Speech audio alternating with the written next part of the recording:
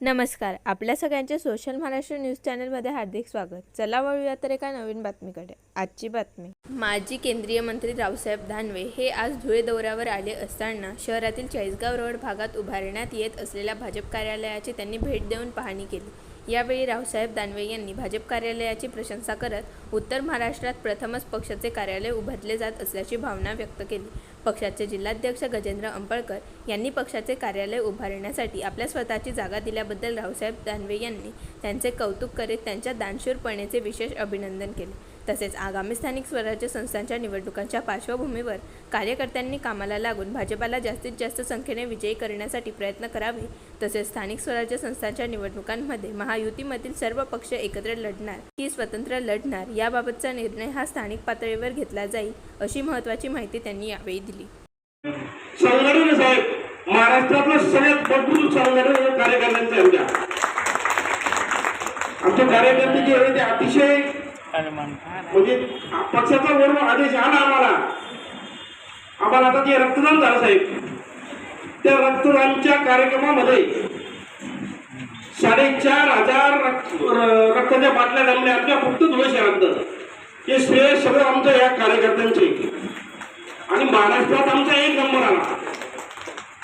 आम्हाला टार्गेट होतं 400 रक्तदान बाटल्या आणि झाल्या 4,500. 30 ठिकाणी रक्तदानचा कार्यक्रम झाला. असे आमचे कार्यकर्ते एकदम जोरात आहे. तुमच्या आशीर्वादामुळे अजून आमच्यात उत्साह संचारला आहे आणि भविष्यात येत्या निवडणुकीत धुळे शहराचे लोकप्रिय आमदार असतील, माझे गुरुवर्य आदरणीय डॉक्टर बाबा असतील, यांच्या माध्यमातून व या सर्व कार्यकर्त्यांच्या माध्यमातून मी आपल्याला आजच शपथ देतो की धुळे शहरातील हिंदू बहुल भागात एकही शीट पडणार नाही, अशा पद्धतीचं आमचं नियोजन झालेलं आहे. आणि मला हे पण आश्चर्य वाटलं दादासाहेब की तुम्ही रात्री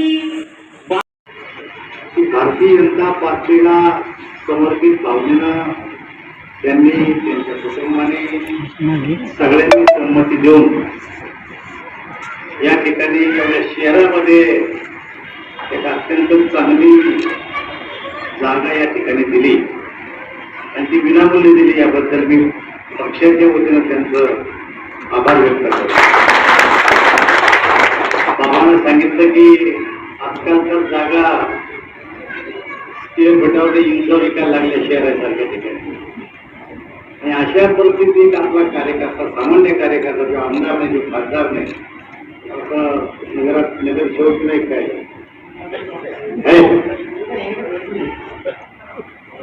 यावरती तेच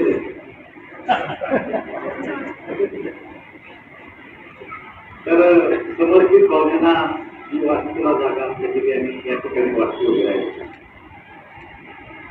त्यावर प्रबंधराव अध्यक्ष होते, बाबा अनु.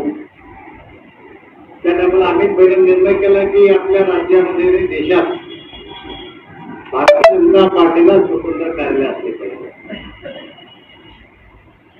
आणि त्या टायमाला कार्यालयाला जागा घ्यायची तर महाग जागा असायची शहरामध्ये.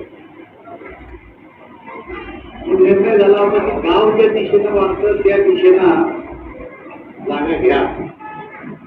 म्हणून धुळेची जागा, नंदुरबारची जागा घ्यायला आम्ही रात्रभर फिरलो पाहायला. तर आपण जागेतून किमती वाढतात रात्रीचे घेऊन फिरले मोटरसायकलवर आणि आम्ही 3-4 ठिकाणी जागा पाहिल्या आणि शेवटी आता मी ती जागा पूर्ण झाली. ती जागा फिरत दिली आणि सौदा देऊन टाकली. पण आमचा निर्णय बदलला की गावातून जागा भेटल तर गावातल्या जागा घ्या आणि बऱ्याच शहरामध्ये नवीन आता जागा घ्यायला सुरुवात झाली शहराच्या जवळ. त्यातले त्यात तुम्हाला तर काही न करता आपल्या कार्यकर्त्यांनी जागा दिली. भारतीय जनता पार्टी धुळे आणि आज नाही ओळखत धरमचंद चोरडिया त्यांच्याबरोबर मी काम केलेलं आहे. बातमी आवडल्यास चॅनलला लाईक व सबस्क्राईब करा व दररोज अशा नवनवीन बातम्या पाहण्यासाठी चॅनलला फॉलो करा. धन्यवाद.